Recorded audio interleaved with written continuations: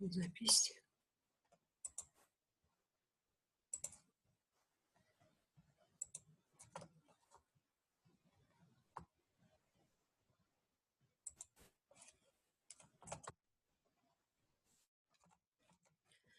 So today we're going to speak about content of foreign language,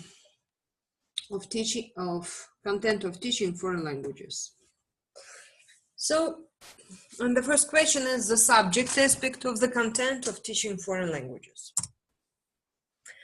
In linguodidactics, the category of being, forms of being, or the real process of life, people, covering both objective conditions and prerequisites for опоздавшие пошли. And prerequisites for the activity of individuals is accepted as the central category underlying the identification of spheres of communication, the social, communicative, speech formations, and generations. So this category allows us to bring into unity, integrate, theoretically summarize, and comprehend through consciousness and language existential relations, which are a system-forming factor in the selection of spheres of communication. This gives grounds to single out 4 macro spheres of communication, which are the initial factor for determining the areas of practical use of the language. In turn, these spheres correspond to certain types of speech, namely, first one, the sphere of production, material and practical, human activity, that is special speech. Second, the sphere of everyday relations, colloquial everyday speech. Third, the sphere of culturological communication, which is based on the processes of artistic or fiction, scientific creativity, that is artistic and scientific speech. And the fourth is the sphere of social cultural activity, the being of an individual in society and in history, as well as the being of society. So that is publicistic speech in a broad sense, including the speech of various media. Thus, the sphere of communication, in other words, the spheres of practical, pragmatic use of the language, in which the corresponding types of speech are implemented, exist in a particular linguistic society. Each sphere of communication is inseparable from the conditions in which communication takes place, namely from the situation in the broader sense of the word and from a specific extra-linguistic concept. According to Vyatintsov, the extra-linguistic context, or the context of communication, answers the questions of why and how a speech act is performed. And this context includes context of communication situations that determine who, where, and when generates and perceives speech utterance. So let us give an example of the correlation between the sphere of communication and the main component of communication situations that make up the external characteristics of speech situations. Well, I do understand that the shift is very, very tiny, but I'll give you some explanations, and then of course you will receive the full lecture script. So, external characteristics of speech situation. We are speaking about studying communication or educational communication. That's why, for example, all these spheres are included in teaching plan when starting the basic study of the study of foreign language at the elementary level. So personal sphere, for example, include place, that is house, rooms, garden, own home, family members, friends, strangers, hotels, hostels, outside the city, on the seashore. Social characteristics of action, so family, community, organizations. Participants of communication, parents and family members, including relatives, husbands, wives, friends, acquaintances. So, objects, furniture, clothing, household appliances, toys, tools, personal items, arts, books, animals, wild and domestic, trees, plants, herbs, family properties, and so on. So events, everything concerning family, different celebrations, meetings, accidents, natural phenomena, reception of guests, visits, walking, riding, and so on. Actions, including everyday routine, entertainment, hobby, games, activities, and text. Text of personal sphere may include warranty, recipes, instructions, books, magazines, newspapers, brochures, mails, personal letters, performance on radio and TV, text recorded, subtitles on film, advertising, production, and so on. So,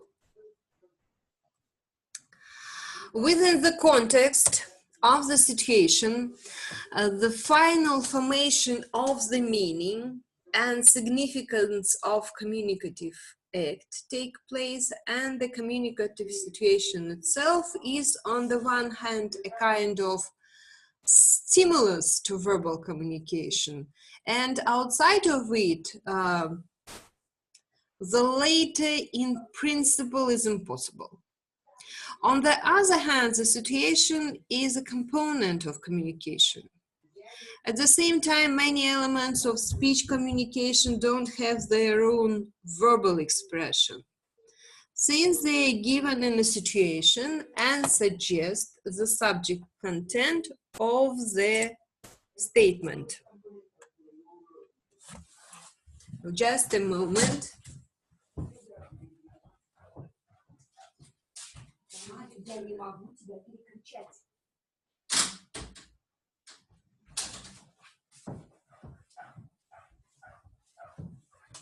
So,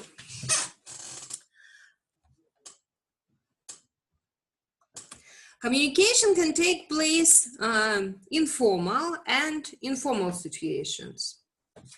In the course of individual group contacts, directly and indirectly.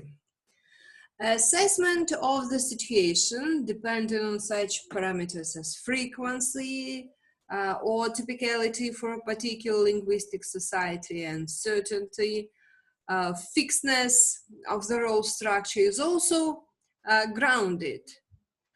In accordance with the first parameter, situations are divided into standard and non-standard or variable. But any situation exists objectively, and at the same time, it passes through the prism of human consciousness.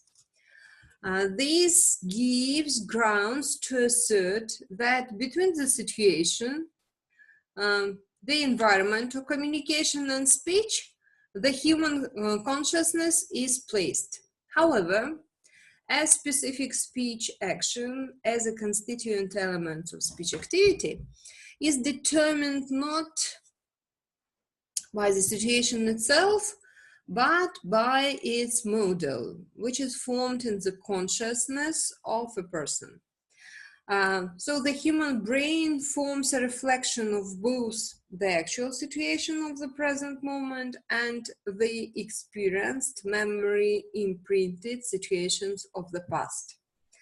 So that is the past-present model, and has the ability to reflect or construct the situations of the future model. So if the first model is categorical, then the second has a probable character. This means that in the conditions of verbal communication, a person doesn't just react to a situation, but when faced with it, it turns out to be necessary for some forecasting, which must be followed by a choice of appropriate behavior. In the native language, these operations proceed quickly and automatically. Since the socialization environment of a person is a natural condition that determines the emergence of different stereotypes, that is, stereotyped communication units.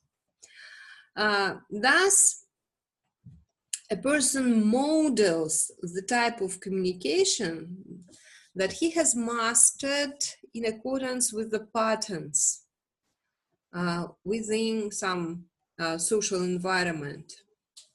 From the whole number of stereotypes, socially sanctioned, verbal and non-verbal means of communication for each specific case, he chooses the option that seems to him the most typical and adequate to the situation. So this implies at least two conclusions that are significant for teaching foreign language. First, in the educational process, it is necessary to simulate a communicative situations with all its parameters on the one hand, and on the other, to develop students' ability to use foreign language means and in accordance with these situational parameters. So the second conclusion is related to the need to familiarize students with the social cultural specifics of the most typical communication situations in the country of the target language.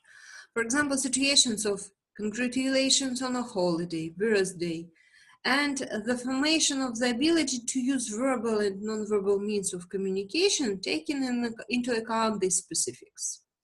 It is unacceptable when one approaches communication in a foreign cultural reality with ready-made standards formed in the native culture.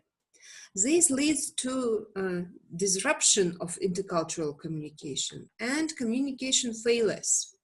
Such failures are explained by the fact that the situation in which there are manifestations of elements of national specifics are built around cultural schemes or cultural models, one of the types of which frames we've been talking earlier. So, and also such schemes, models consist of a limited number of some categories used to interpret situations. They allow to recreate the situations with which a person dealt early in the past. The reason lies not only in the fact that the schemes, models are element of individual's personal episodic memory. They are part of the presupposition of common knowledge. Consequently, orientation in a situation of intercultural communication is to bring each specific situation under a certain cultural scheme that exists in the mind of the individual and to revive his own associations. If this or that cultural scheme is not a part of the background knowledge of the student, and he can't find corresponding place for it in his world picture, then he becomes helpless in situation of intercultural interaction with the native speakers of the target language. So the spheres of communication have informative specifics, which make it possible to isolate within each of them a certain set of topics that are the subject of discussion. At the same time, communicative situations can be monothematic, for example, shopping in a store. Yes, that is the example of everyday communication. And polythematic. For example, discussion about a movie being watched. That is the sphere of cultural relations. So a double of interpretation of that very concept theme is possible. First, as the topic is understood in a rather generalist way, that is the subject area, and that is a wide fragment of reality. Most often, such topics are presented in foreign language programs for, like me and my interests, family, environment, sport and leisure. But the topic can also be considered as belonging of a specific text or statement generated by a specific situation.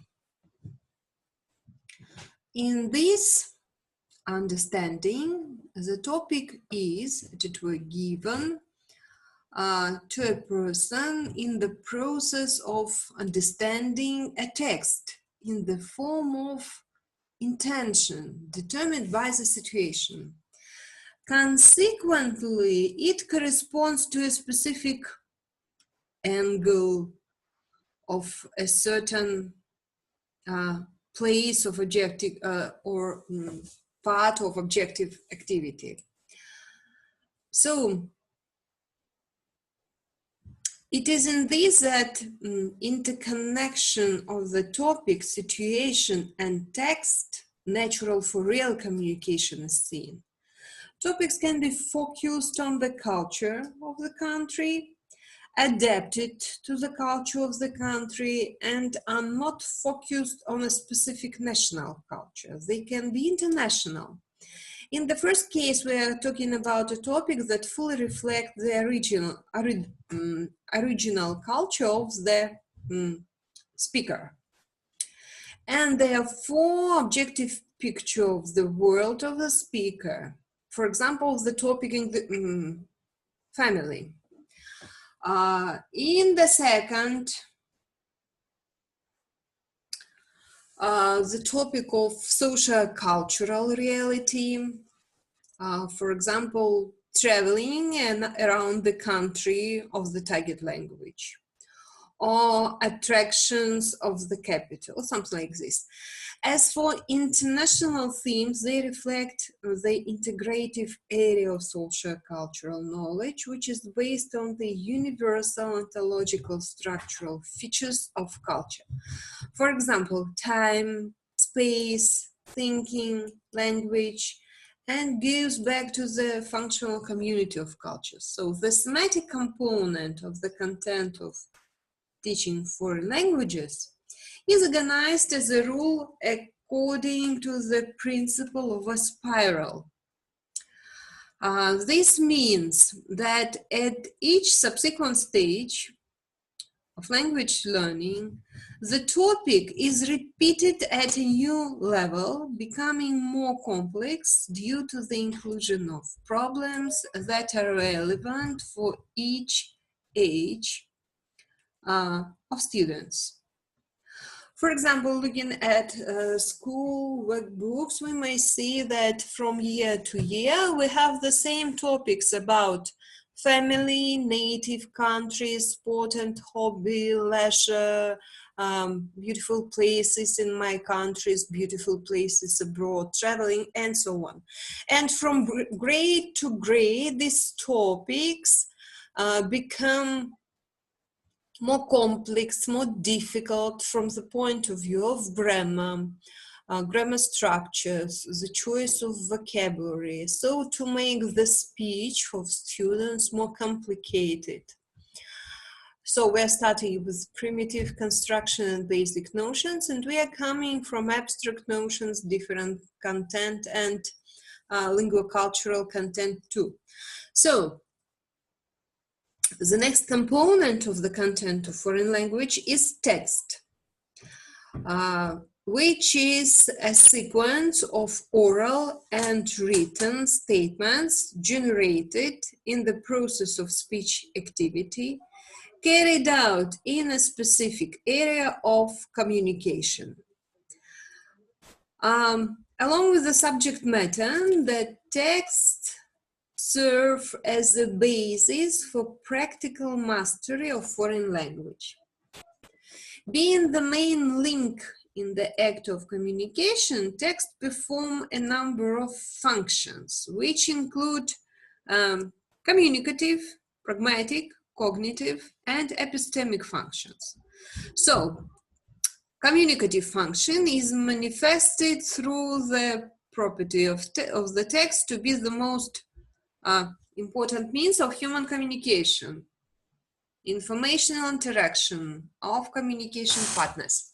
So we should dwell in mind that we are speaking not only about written text, but about oral text too. And oral text is known as discourse. So the text performs a pragmatic function due to the fact that it has a social psychological effect on communicants in the process of their interaction. The cognitive function of the text is due to its property to be a means of forming and expressing judgments, opinions about the world in the conceptual system of the personality. Все понятно, okay. This means that the text reflects and summarizes new knowledge about the world. And the epistemic function is manifested in the following property of the text, that it reflects the reality surrounding the members of a particular linguistic society and themselves. So in this sense, the text acts as a certain form of the existence of social and historical experience, the storage of knowledge. So thus a text is a product of speech utterance containing information necessary for transmission, organized into semantic and structural unity of some linguistic level. So, information and structural content features of the text, they are determined by the topic of communication within some specific sphere of language functioning or culture and speech situation. In connection with the orientation of the educational process in foreign languages on the situation of the cultural interaction, such characteristics of text as authenticity acquires a special significance. So real communication differs in many types of text. So text may be, we have four columns here. Fiction text, including songs, readers, fairy tales, stories, novels, comics, cartoons, experts from dramatic works, riddles, poems, scripts, fables, and so on.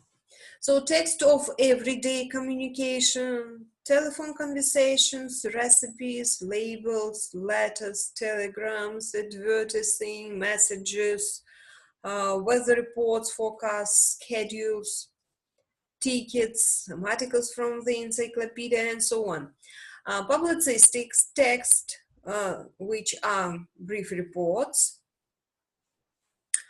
science articles, newspaper reports, interviews, and movies, including cartoons, fiction movies, artistic movies, and documentary movies. So,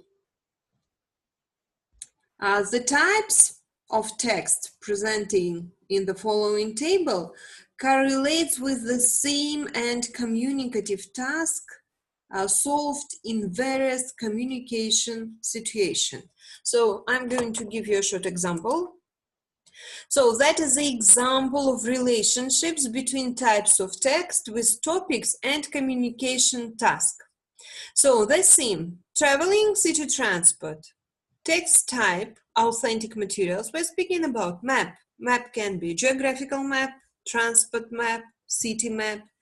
Communicative task in this case will be find in the map someplace, mark a route on the map, name cities, and so on. So the social, cultural, regional, and linguistic component of the content of foreign language teaching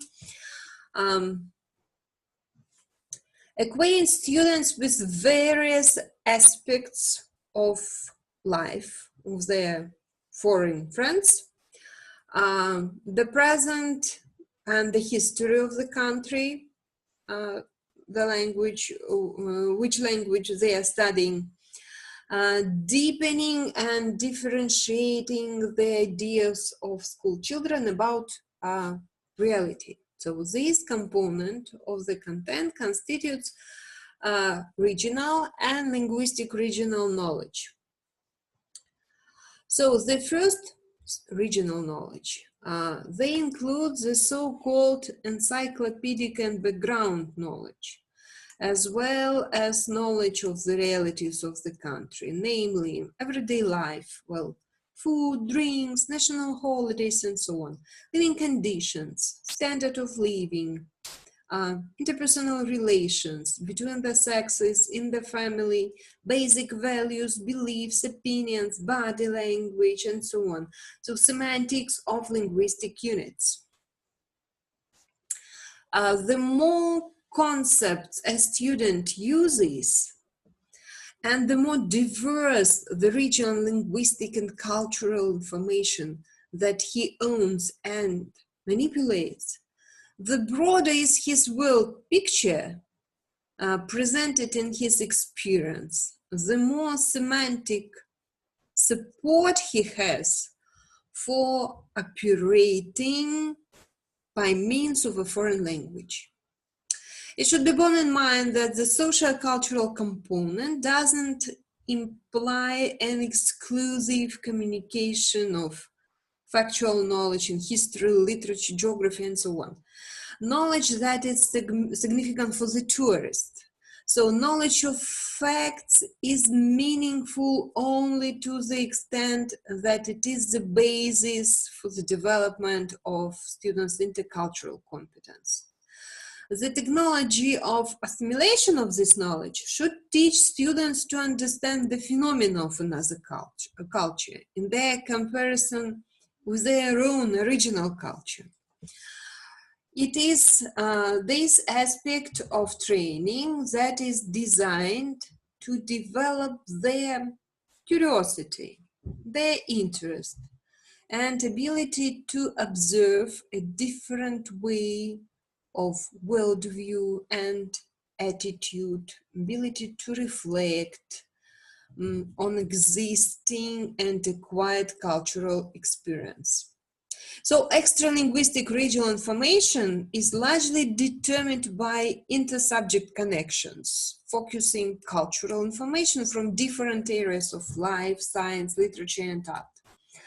The task of the teacher is not only to develop students' value attitude to language as a cultural phenomena, but also to stimulate the perfection and reflection of their own values and social relationships in the course of comprehending the phenomena of different